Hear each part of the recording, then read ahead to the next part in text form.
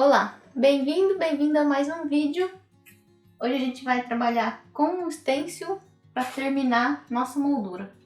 Eu escolhi esses dois stencils, esse para lateral, para essa borda de fora, e esse daqui eu vou usar só esses buraquinhos aqui, ó, e vou colocar ele na borda de dentro. Esse daqui ele tá protegido porque o desenho dele é como se fosse uma seta, né? Várias setinhas. Só que eu quero só esse desenho, nesse formato. Então eu tampei ele para tirar só esse desenho. Esse aqui é a mesma coisa, eu protegi aqui porque ele tinha mais desenho nessa área. Eu protegi para poder usar só esses buraquinhos aqui. Para essa moldura eu vou escolher o prateado. Então eu tenho essas duas opções. É a purpurina e a tinta acrílica. No caso da purpurina, eu posso diluir ela ou no extrato de banana ou na goma laca incolor. Eu prefiro esse daqui porque ele é mais fluido e cheira um pouco mais fraco do que a goma laca. Aqui eu vou trabalhar com extrato de banana. Então, como ele é bem fluido, eu vou colocar ele num potinho e deixar ele secar um pouco, para na hora de eu usar o stencil ele não ficar borrando para todo lado, né? Se eu usar ele muito líquido, ele vai infiltrar por baixo do stencil e vai borrar tudo. Então eu deixo ele engrossar um pouco, para depois misturar o pó da purpurina e aplicar na tela. Eu vou usar um pedaço de cartolina para tirar o excesso da purpurina. Mais algumas informações. Na hora de colocar os stencils, ele tem que ficar bem alinhado. Toma cuidado para não colocar assim, a hora que você tira, você percebe que ficou torto. Então você tem que marcar certinho as bordas dele, conseguir alinhar com a moldura.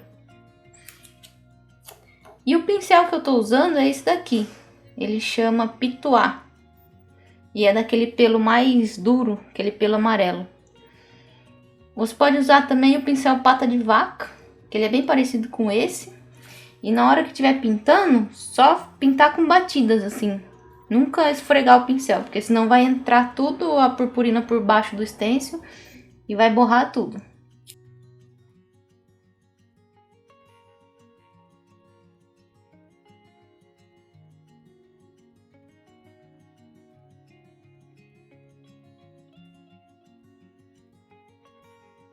Mais uma dica aqui de como você vai usar o stencil. Eu apliquei ele retinho, né? Paralelo com a lateral do quadro. E agora, para eu usar ele de novo, eu vou abaixar ele e vou usar pelo menos os dois últimos. Vou colocar por cima desses dois últimos de novo e alinhar ele direitinho com a borda do quadro. Porque assim eu controlo a distância entre cada buraquinho. Não vai ficar um espaço diferente no meio.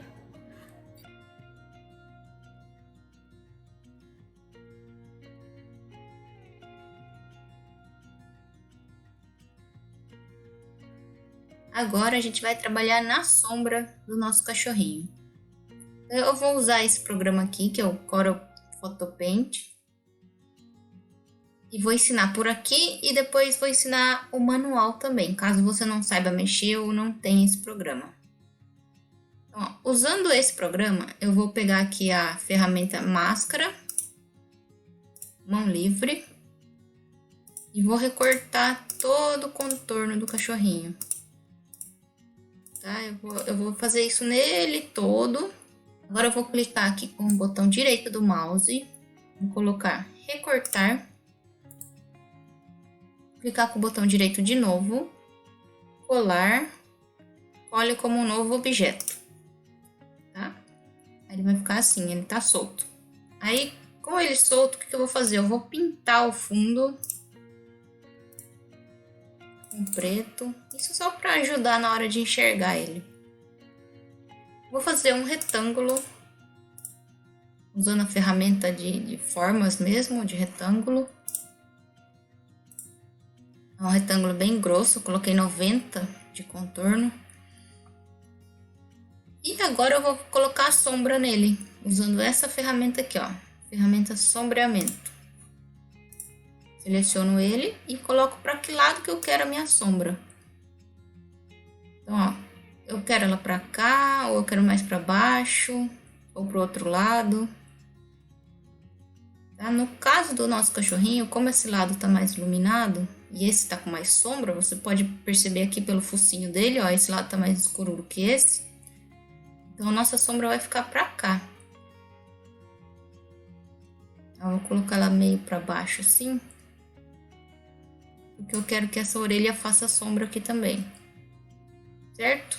Pode mexer aqui também pra deixar ela mais suave ou mais transparente, mas isso não importa, a gente só quer saber a posição dela.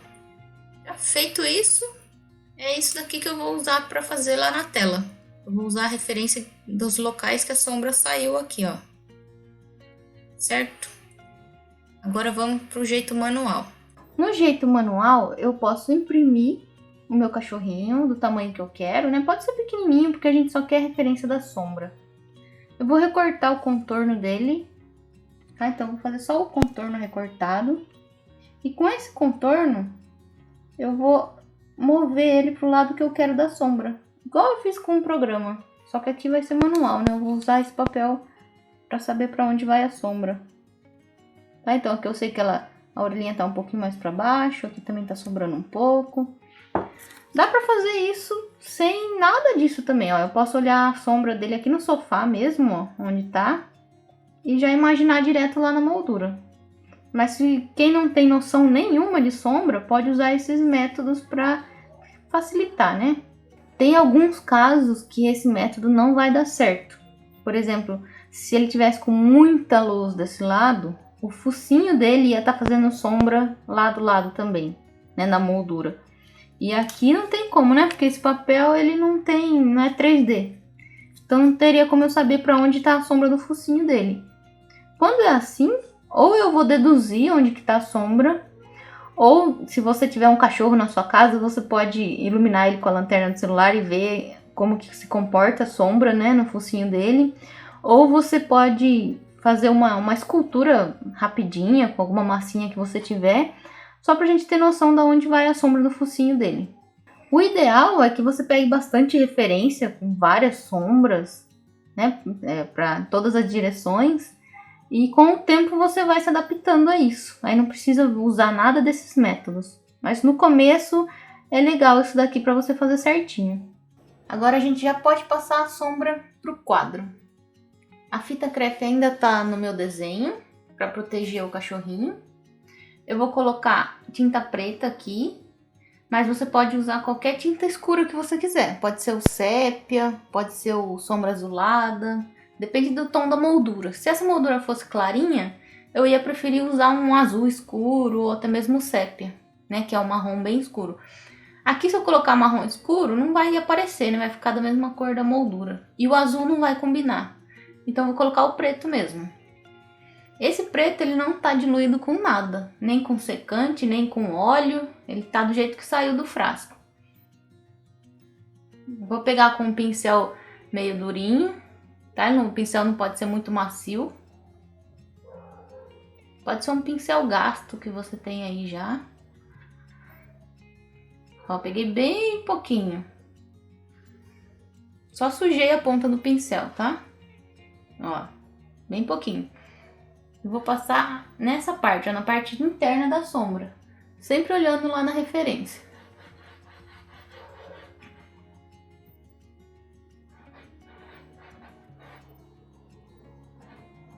A orelha dele termina aqui.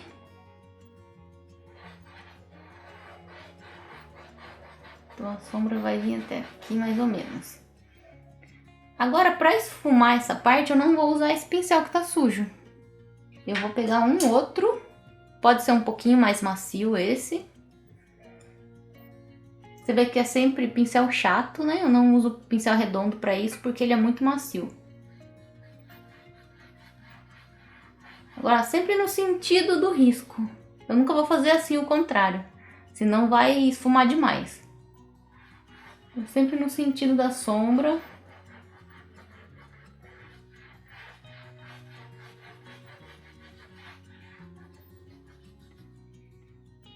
Prontinho, essa sombra tá pronta. Agora a gente já pode tirar a fita. A menos que você queira dar outra demão dessa sombra depois, né? Aí teria que esperar secar e depois dar outra. Mas aqui pra mim não precisa, eu gosto que ela fica bem levinha.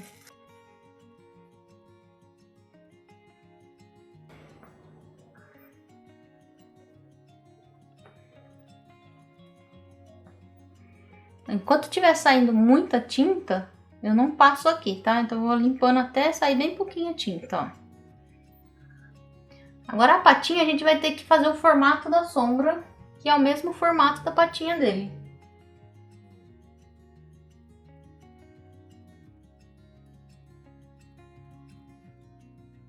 E se acontecer de eu fazer a sombra no lugar errado, e tiver que apagar, ou se eu sujar demais, aí eu vou usar um pincel com água rasa, um pincel macio, vou passar tudo por cima até tirar, um pano macio por cima também. Tomar cuidado para não esfregar com muita força, para não tirar a tinta de baixo. Só que como a tinta de baixo é acrílica, ela vai ser mais resistente, ela não vai sair tão fácil. Mas sempre com bastante cuidado quando for limpar. E essa tinta aqui é tinta óleo. Tá? Essa que a gente fez a moldura é acrílica e essa é óleo. E é a mesma tinta que eu vou usar para pintar o cachorrinho depois.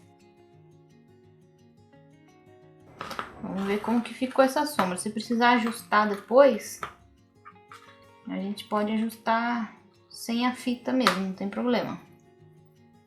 Porque às vezes com a fita não dá pra gente enxergar, né? Que tá tudo pintado por cima. Então, mais uma vez, eu vou pegar aquele pincel mais durinho. Pegar bem pouquinha tinta. Tirar todo o excesso dela aqui. Se por acaso eu colocar muita tinta óleo aqui, muito excesso, na hora de esfumar ele vai manchar tudo, vai manchar demais. Então não é bom, tem que tirar tudo que puder. Deixar bem sem tinta, ó. Sempre olhando lá a referência, né? Esse dedo tá fazendo sombra pra cá. Esse daqui já faz sombra pra cá. Eu costumo sempre indo aos poucos, então eu vou fazendo a sombra menor do que ela é realmente. Aí eu vejo se o risco tá no lugar certo, aí eu começo a aumentar ela pro tamanho certo. Prestar atenção no formato da unha dele. Né? Fazer uma unha virada pro lado errado. E eu vou esfumar essa madeira aqui também. Agora com pincel macio e seco, tá? Esse pincel ele não pode estar úmido com água rasa. Se ele tiver úmido de água rasa, ele vai tirar toda a tinta que eu coloquei aqui. Sempre para esses efeitos de esfumar assim, o pincel tem que estar bem seco. Se você precisar lavar algum pincel, tem que lavar algumas horas antes para ele poder secar. E aqui está nosso efeito da moldura. Essa aula ficou só para moldura, né? O cachorrinho eu vou fazer outra aula para mostrar como que eu vou pintar ele. Mas a pintura dele é normal, é uma pintura realista normal. Agora o foco aqui era o efeito da moldura mesmo, que bastante gente me pediu para mostrar como que eu faço. Espero que você tenha gostado dessas aulas. Se tiver dúvida, pode deixar nos comentários que eu vou te responder. E até a próxima!